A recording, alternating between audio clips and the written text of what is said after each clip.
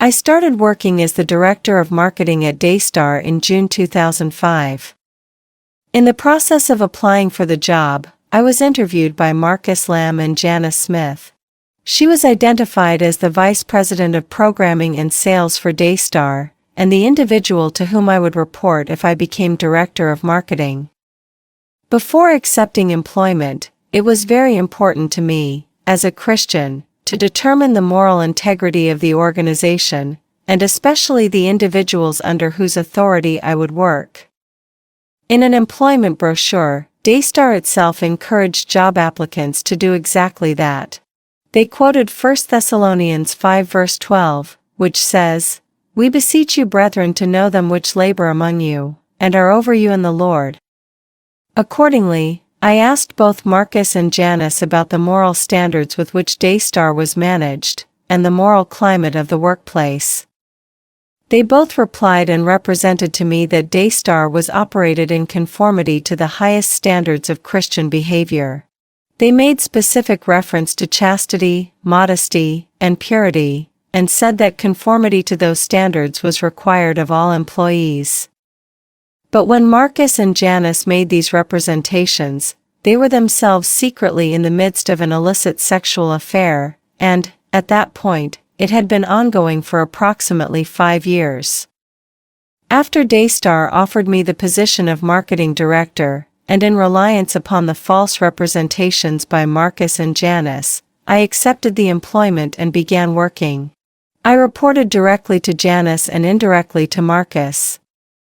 Thereafter, Marcus himself continued to make representations about his company, and about his marriage to Joni, that were false, in light of his ongoing affair with Janice.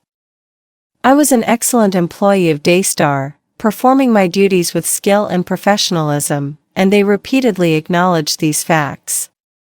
In August 2007, an employee who reported to me, advised me and the information systems manager, that he had found emails clearly proving that Marcus and Janice were having an illicit sexual relationship and that it had been going on for about 7 years. In addition to many lewd statements, Marcus wrote in one of his emails to Janice that he could not wait to make her the next Mrs. Marcus Lamb. The emails also revealed that financial resources of Daystar had been used to facilitate trysts in other locations. One employee provided copies of the emails to me and to another employee. He then promptly tendered a 2-week notice of his resignation.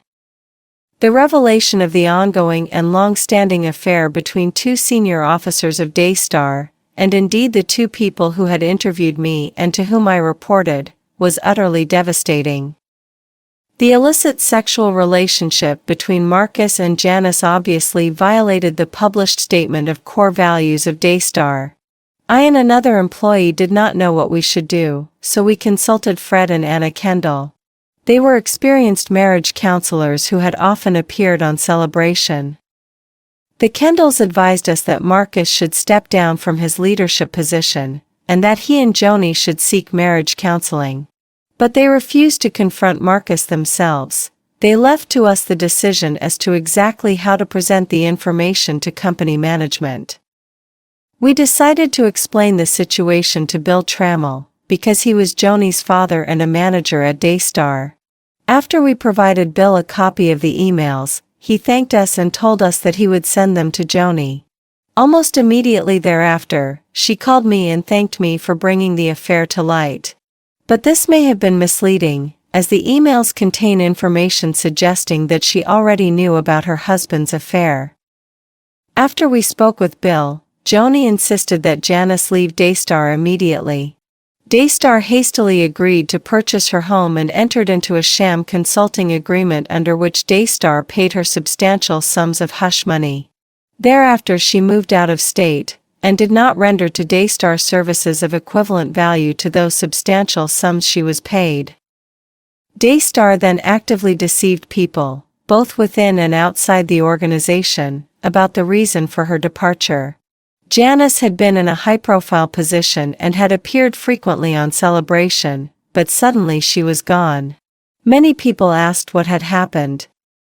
Daystar, and Joni in particular, directed me to participate in the cover-up and deception concerning Janice's departure. This, coupled with the flagrant breach of trust already described, was intolerable to me, so I resigned. My last day at Daystar was on May 31, 2008.